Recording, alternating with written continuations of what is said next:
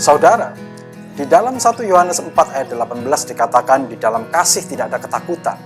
Kasih yang sempurna melenyapkan ketakutan, sebab ketakutan mengandung hukuman dan barang siapa takut ia tidak sempurna di dalam kasih. Manusia sering gagal memahami kasih atau cintanya Allah karena di dunia ini banyak berbagai versi tentang cinta. Tapi ada satu hal yang kita pahami, yaitu tidak ada seorang pun yang akan setuju jika dipaksa harus mencintai atau mengasihi seseorang, apalagi di bawah ancaman. Karena jika kita mengasihi seseorang di bawah ketakutan, maka kita tahu itu bukan kasih yang sebenarnya. Banyak orang sedang hidup dalam ketakutan hari ini dan tidak hidup dalam kasih yang memberi kedamaian. Secara terpendam jiwanya haus dan mencari kasih yang otentik dalam hidupnya. Mungkin ada trauma yang menyebabkan kasih menjadi hambar dan dingin dalam kehidupannya. Saudara, mari bagikan kabar baik ini bagi sesama kita yang sedang mengalami pergumulan. Di 1 Yohanes 4 ayat 8 dikatakan sebab Allah adalah kasih. Kemudian di ayat 19 dikatakan kita mengasihi karena Allah lebih dahulu mengasihi kita. Kalau kita ingin mengenal kasih yang sebenarnya, maka datanglah kepada Tuhan. Kasih Tuhan mungkin sulit untuk dipahami karena tidak seperti kasih manusia. Manusia cenderung mencintai mereka yang karakter, penampilan, dan segala hal jasmaniahnya terlihat menarik.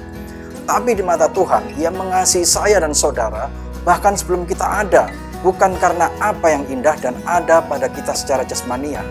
Walaupun manusia sudah di bawah kutuk dosa sejak lahir dan seharusnya masuk hukuman, namun Tuhan Yesus bersedia datang ke dunia buat saya dan saudara supaya kita yang berdosa ditebus olehnya dengan menggantikan kita melalui hukuman mati di kayu salib. Tidak ada seorang pun yang berada di luar jangkauan kasih Tuhan ini. Yesus memperjelas hal ini dengan menyelamatkan orang-orang seperti seorang pemungut cukai yang serakah dan tidak jujur, seorang penjahat di kayu salib di sebelahnya diselamatkan. Kasih Tuhan Yesus kepada kita tidak melihat seberapa baiknya perbuatan kita selama ini. Kasih-Nya sempurna. Dia berkorban bagi kita sebelum kita mengenalnya. Alkitab mengatakan, saya dan saudara yang percaya telah ditebus dan dibayar lunas. Kita tidak lagi hidup di bawah kuasa hukuman yang membuat kita takut.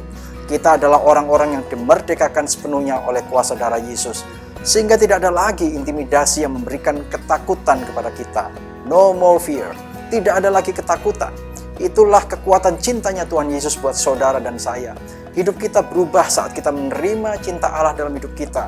Dosa dan masa lalu kita telah dihapus. Tuhan lebih peduli kepada masa depan kita daripada masa lalu kita.